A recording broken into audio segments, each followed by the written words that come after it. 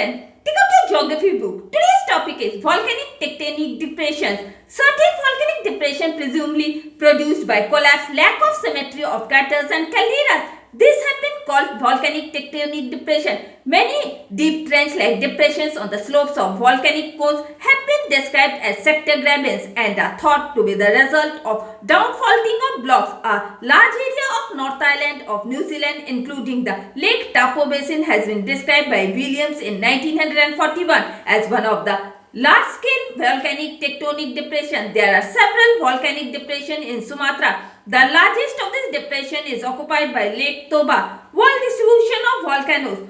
Volcanoes generally occur in the weaker zone of the earth crust and are characterized by young fold mountain. The weaker zones are generally on margins of plates of the continents and ocean basins. The weaker zones include the western cordilleras of Western North America, Andes Mountain, Alps and Himalaya. Volcanoes are also associated with the meeting zones of continents and ocean. Following are the three belts of volcanic eruptions. Number 1.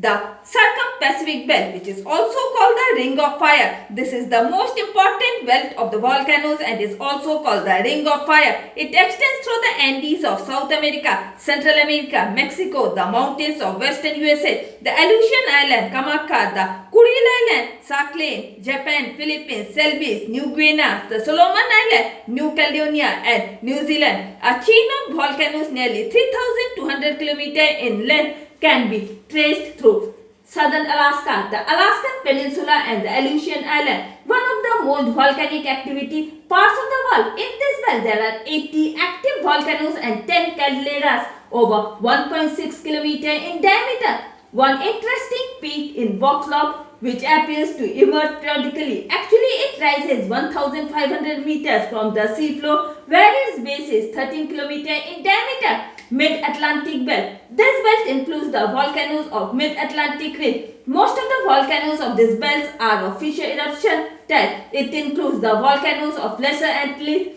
Southern Antilles, Azores, St. Helena, etc. Mid-Continental Belt.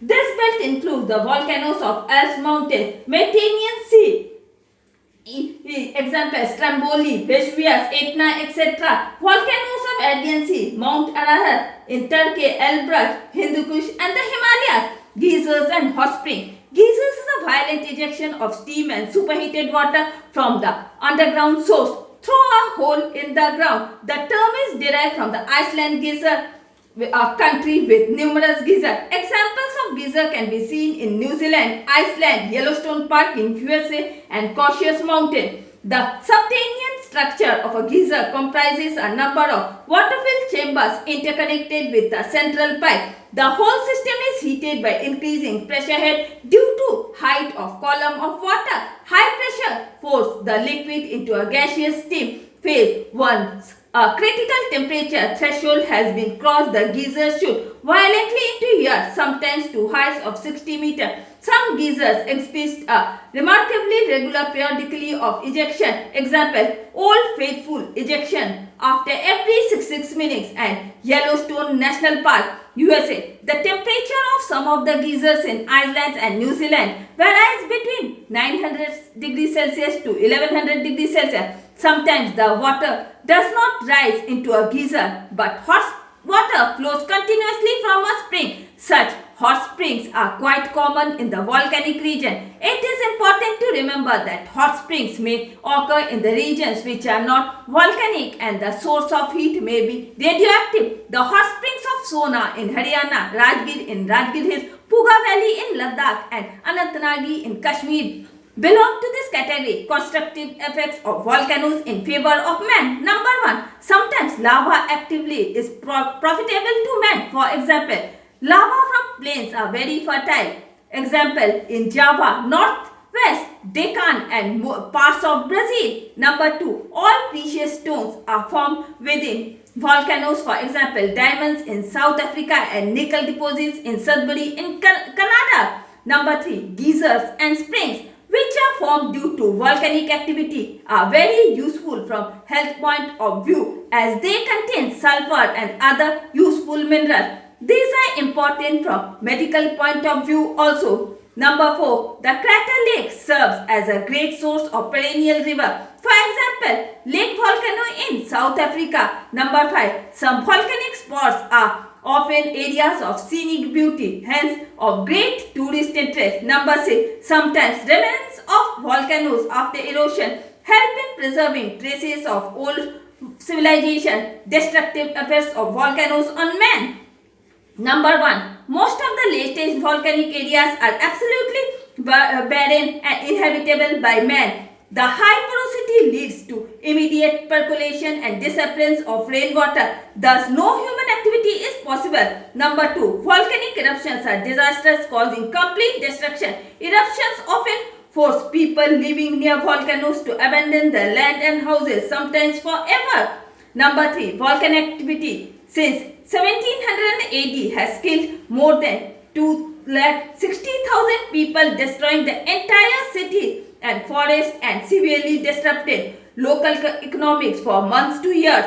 Number 4. Tsunamis or tidal wave is produced as a result of volcanic eruptions or earthquake. It can cause severe damage.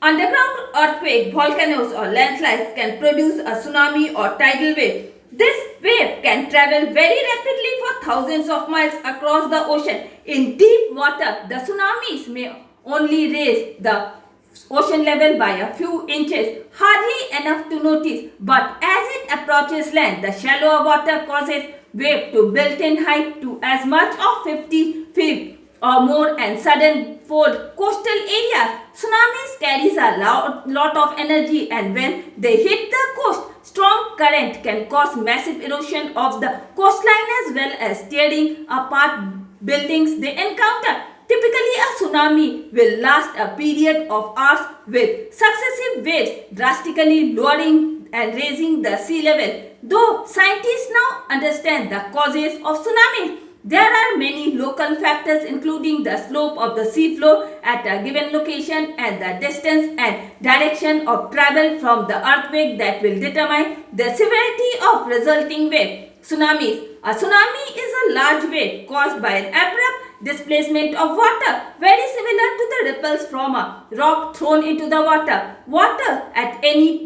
given point does not travel with the wave, but moves up and down as the wave passes. Unlike normal ocean wave, tsunami very long period between the waves. While normal waves on the beach might come in every half minute or so, tsunami waves will be separated by many minutes or hours.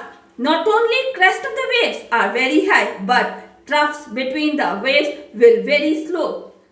Usually as the tsunamis come onshore, the wave trough arrives first, causing the sea level to drop, exposing the seabed soon. However, the crest arrives, flooding coast areas. Anybody living near the coast should be aware tsunamis and ready to move to higher ground events after an earthquake or when tsunami warnings are in effect. Even with improved facilities to identify hazardous areas and warning to impending eruption, an increasing number of people are facing the danger. Thus, the only solution is to provide reliable and timely warnings of eruptions to the people. And with this, I am ending my today's class.